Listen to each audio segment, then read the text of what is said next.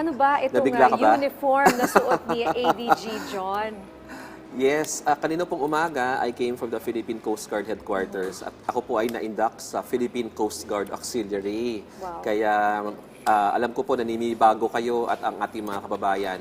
Sa suot ko ngayon, ako po ay, as I said, are now a part of the Executive Squadron of the Philippine Coast Guard Auxiliary. At partner, I'd like to take this opportunity to thank si Coast Guard Coast Guard Commandant Admiral Ronnie Hill Gavan, no?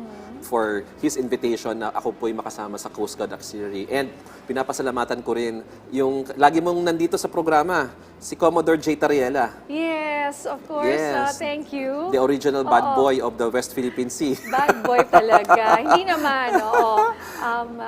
Bad pero good pa rin. Yes, Oo. and then si Coast Guard Captain Nelson Timbang, ang CG2, and si Vice Admiral Doy Punsalan, the Deputy Commandant of the Philippine Coast Guard. Kasi sila po ang nag-imbita sa akin para sumama sa Philippine Coast Guard Auxiliary. Nakakatuwa kasi ngayon, lalo na sa mga panahon ngayon, ADG John, nakikita natin yung mga efforts ng Philippine Coast Guard. Yes. At marami silang ginagawa para sa ating bansa at sa dami at sa laki ng ating mga isla and surrounded by water. Ang daming binabantayan ng ating Coast Guard. So really, it's about time na mabigyan natin na sila at yung mga katulad ninyo, no, ng parangal, di ba? At pasasalamat sa mga efforts na ginagawa nyo para sa ating mga kababayan, lalong-lalo na yung ating mga mangingisda. Yes, yes. Yan po ang dahilan kung bakit kinatuwa ko rin na makasama sa Philippine Coast Guard Auxiliary kasi unang-una tayo po ay isang archipelagic and maritime nation. Pangalawa, lagi ko naman silang kasama, yung mga taga-Coast Guard. At meron din palang ganito sa Philippine Coast Guard. So siguro yung ating mga kababayan mas familiar sa reservist ng Army, ng Air Force, ng Navy. At meron din pong ganito ang ating Coast Guard, and it's called the Philippine Coast Guard Auxiliary. Yes, parang yan ba yung kay Gerald Anderson? Yes, yes. Yan si Gerald Anderson Gerald po. Anderson, di ba? Yes, member din ng Philippine Coast Guard Auxiliary. Kayo ng update mula sa National Security Council kung saan ipinag-utos si Pangulong Ferdinand R. Marcos Jr. ang pagpapatuloy na deployment nga ng PCG at BFAR sa West Philippine Sea, partikular dyan sa Bajo de Masinloc. Ano po ang detalye dito, ADG? Well, unang-una, partner, ay naging matagumpay yung ating rotational resupply mission para sa ating mga mangingisda sa Baho de Masinloc. No? It was very successful dahil natulungan po natin ang 21 na mga commercial fishing vessels na nandun. No? Lumalakas kasi ang loob ng ating mga kababayang mangingisda pag nakikita nila na nandun ang pamahalaan. And because of that, nakapagbigay po tayo ng almost 21 tons of fuel. Ganun kadami, partner, no? 14,000 liters of diesel, 60 liters of motor oil, mga gamot, pagkain at groceries ang ipinamigay natin sa ating mga mangingisda. So itong ating tinatawag na rotational deployment, tumutulong na sa ating mga mangingisda. Ang pangalawa pang maganda dito, it flies the flag. No? Meaning, we are implementing the 2016 arbitral ruling. No? And number 3, namomonitor pa natin yung kalikasan. Kasi ang isa pa sa nagawa natin dito, partner, ay nakapag-deploy yung ating BFAR ng mga frogmen at in-inspect yung paligid ng Baho de Masinloc. So, mas napapangalagaan natin yung ating environment during these types of missions. And yes, I can see that ito yung mga bangka ngayon. No? Ito yung mga binigyan ninyo ng mga supplies o para sa mga sinasakyang bangka at parang andaling harangin at banggain ng, ng China. Yeah, yung nakikita natin na pictures na pinapakitang maliliit, yan yung mga maliliit na bangka but they report to a larger mother boat. Yung mga mother boat, yun ang malalaki. At nakatulong tayo sa, as I said kanina, more than 21 na malalaking mother So boat. hindi kasama sa 21 yung mga maliliit na bangka na yan? Kung kasama yung mga yan, ay daan-daan po ang mga kasi yan, kung minsan isa o dalawang tao lang yan. Dun sa mga mother boat, madami nagkakasya dyan. 30, 40. So this is a really a large, yan yung malaki.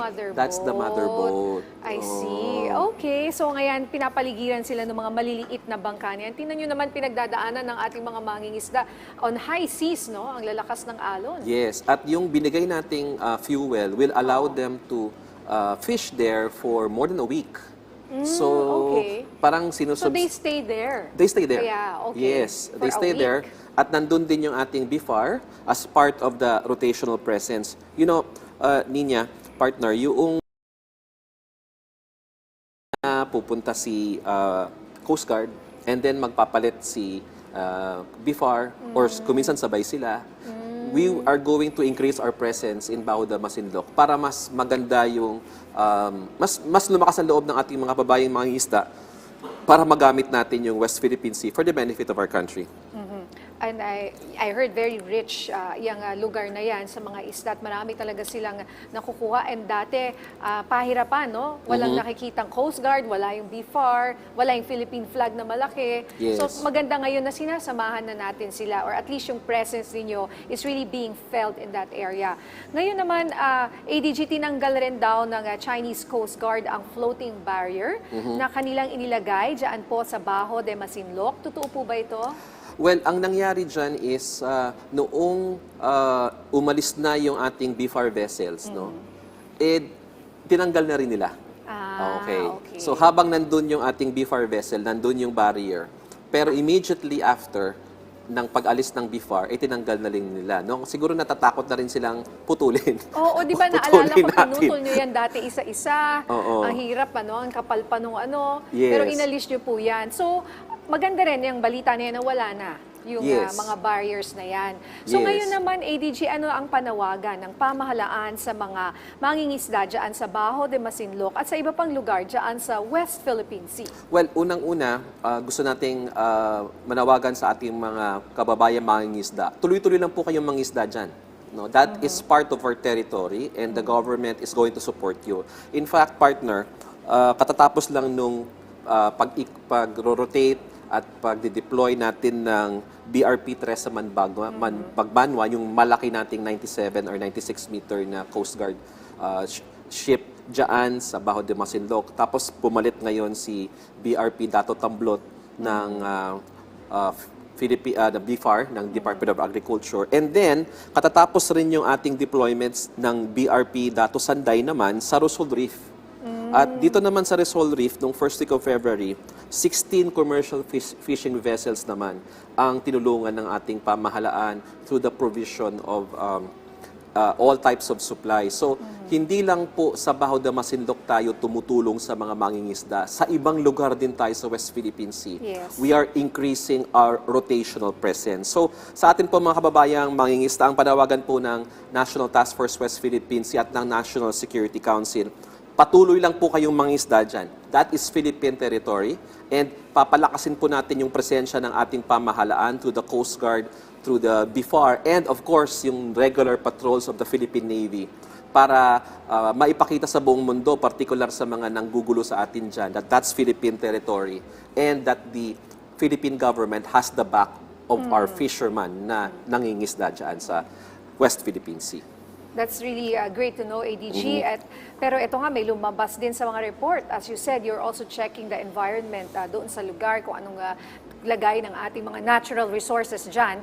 Ito naman na balita na di umano'y paggamit daw ng mga Chinese fishermen ng cyanide para sadyain na sirain ang mga resources natin dyan sa Baho de Masinloc or Scarborough. Yes, partner. Actually, nababahala tayo sa ulat na yan. Ang nagbigay po ng informasyon na yan sa atin, sa BIFAR in particular, ay yung mga mangingisda mismo. Nagsumbong yung ating mga mangingisdang Pilipino sa Baho de Masinloc na gumagamit di umano ng cyanide ang Chinese fisherman dyan para mangisda and also para sirain yung coral environment, no, yung marine environment para hindi na mapakinabangan ng mga Pilipino, no. So kami po dito sa National Security Council, we are alarmed by this development na nangyayaring ito. But, you know, partner, we have to be careful also. So we have to validate and investigate.